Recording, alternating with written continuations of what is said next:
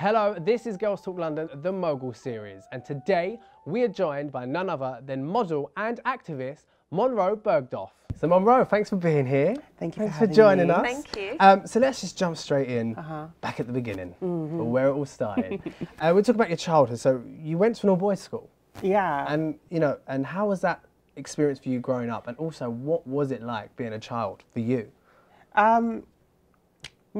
Yeah, we're going all the way back. You made it just like oh no, we take it back. Okay, cool. Yeah. We're going To the start. Yeah, I mean, being a child was tricky, especially not having the language to actually describe how you identify, or even knowing that it would be possible to not identify with the body that you're outwardly portraying. So, yeah, I mean, it was difficult for me. And I know it's difficult for a lot of trans kids or gender non-conforming kids or gay kids or queer kids in general. Yeah, I mean, it was a tricky period. But I do feel like it counted towards my character.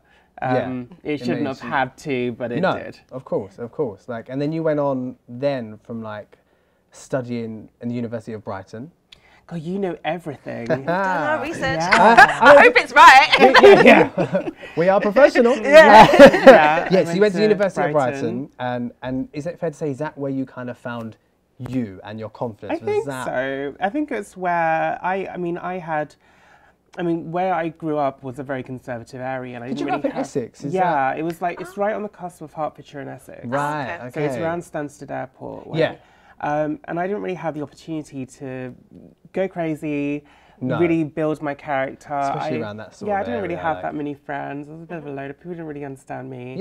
So I think Brighton was really the first time that I started to build a foundation of who I wanted to be. But we did read that online you kind of described your experience as being genderqueer, or you were living as genderqueer. I was, I mean, I didn't identify it as it at the time because I didn't have the language. I didn't know what gender non-conforming or non-binary or genderqueer meant. So, I guess that's how I was identifying. It didn't really, I mean, people were referring to me as she or just my name.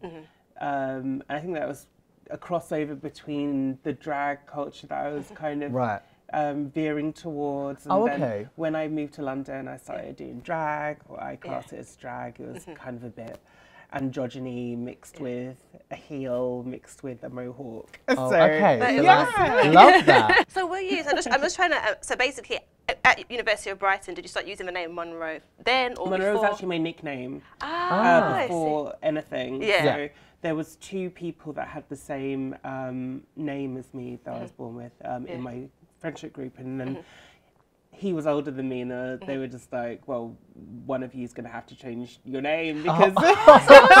Okay, so you're from Brighton, you moved to London, and then you worked in fashion PR. I worked in fashion PR. Okay. So that was my first job. My first professional job. I actually got a PR job in Brighton. And then I quit that because my boss was horrendous. Oh, they always are. Oh gosh, but was it scary when you quit? So were you kind of thinking, okay, I've quit my job, what? Well, I quit my job and then I moved back to my parents' house, and then I was like, just had a period of about 3 months where I was just applying for jobs, didn't really know what I wanted, so I knew that I wanted to work in fashion because it was the closest thing that I could comprehend me being within, and the industry being within that. So, I just kept on applying, and then I got a job for a company called Modus, which looked after Calvin Klein, Lacoste, all those kind of big brands, and that was my first job really, and I think it was a really good career path for me because it enabled me to understand how to market myself. And how to navigate the media. I studied the media at university, and it's just crazy because I mean it's the perfect degree for me. From fashion to modelling. So you've gone from being like on one side of it to completely the opposite side. How did you get into the modelling, and did you face any difficulties in the modelling industry trying to get jobs? I don't really know how I got into it, to be honest. I was just kind of going to the right parties and mixing with the right people, and then I shot for David Bailey, who shot the Queen and stuff like that, and then just kept on being booked for things. as, I don't know, I guess there's an interest in, but I think it was around the whole time of like androgyny. Right. And I was quite androgynous. And L'Oreal was the most mainstream thing that I did. And I think that's when it all started kind of coming into people's living rooms and things like that. But yeah, I mean, I'd worked with a lot of brands like Illamasqua, Uniqlo. I've worked with Illamasqua for a long time. Oh, brilliant. Uniqlo and Tinder. I did a campaign really? for Tinder in America. Yeah. How was that? You know, you're very outspoken, and like you're someone who I perceive as like standing in their truth, and you're not afraid to say what it is. You inspire You're me. not afraid. So You're so inspirational about just too. not being afraid of any backlash. It's so inspiring. But how do you do it? Because anyone watching at home who may see something, you get scared about what's going to happen to me, what they're going to say. How do you do it? I think you just need to identify why would you care about the reactions of people. And for me personally, like say an example, when I'm on a TV breakfast show and I'm having a debate with somebody, you can't care too much about what they think. No. Ultimately, if it's a good news presenter, then they should have an impartial opinion anyway. Exactly. Yeah, exactly. Not everybody does. No. Yeah, as we know. Like. And I mean, it isn't, their opinion doesn't equal the value of my thoughts or my opinions or my sense of self, if even. Yeah. So I mean, it's a tricky one, but ultimately, my goal is to connect with the viewers. Yeah.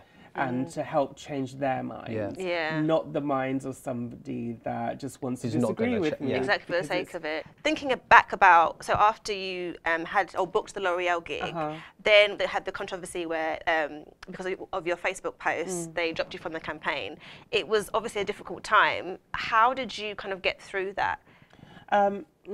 I mean, I'm very lucky to have a close-knit group of friends. Yeah. I'm really selective about who I actually spend time with. Yeah. That's good. There's a really fine system that I've put in place that I've got like my really, really close friends, and then I've got people that I want to spend time with, that I want to get to know, but there's a real distinction between my friends and people that I hang out with. That's a good actually piece of advice. It's really, you need to just have your foundation group that is like, you know, don't let anything cloud that foundation. That exactly, that know me through and through, that know all my secrets, that I can trust. And then there's people that, you know, I'll go to dinner with, I'll go to a party with, but they're not my... Yeah, of course. Like, I think everyone should have those. So your foundation, you'd say, were the ones that kind of got you through a challenging time? Yeah, I think so.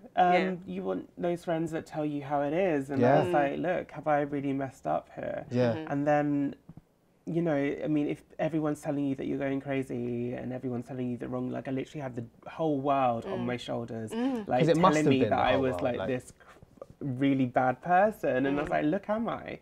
And you just need those people that are going to be there to just, no matter what the situation. But I guess we can kind of be a bit more positive. I guess, what do you have coming up? Like, what's next for Munroe? We've got so much coming up, and I can't actually say a lot. Oh, okay. It's like one of those annoying people. Oh, no. But like, I'm one of these people that I don't like, you know, those who are just like working in silence. Oh yeah, is that you? You're that me. You have to wait and see. Yeah, like I don't want to be one of those people. So I'm not really saying anything. No, that's fair enough. But it's great. And, but we'll get to see more of you, right? Yeah, it really is the next chapter, and it's what I want to be doing. So I think people are going to see a lot more of me.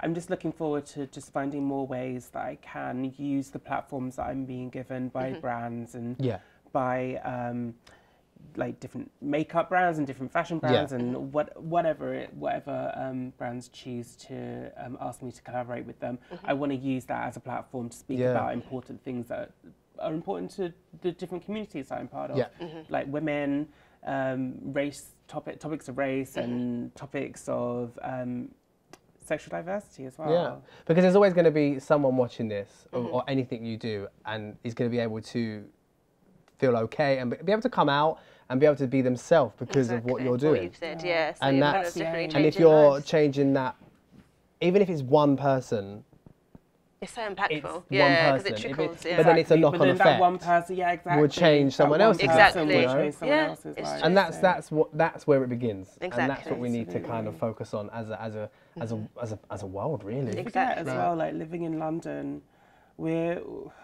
it's such a bubble here, and it's so free. It's true. Here. You don't realise the rest of the world or the rest of the UK is not like London. Yeah, it's true. Like there's bound to be like a kid that's LGBT, living in the countryside that just feels so shut off, and like that was me. Yeah. And like I had like magazines like The Face, like ID, and that I just like lived in when I was a teenager. And now there's social media, so people can see like a window literally into other people's lives, and that they can maybe understand who they are quicker. Exactly. And that's really exciting to see. But this excites me because I was having a conversation yesterday with two of my friends' kids, actually, who are like in their teens. One's 16 and one's like 12.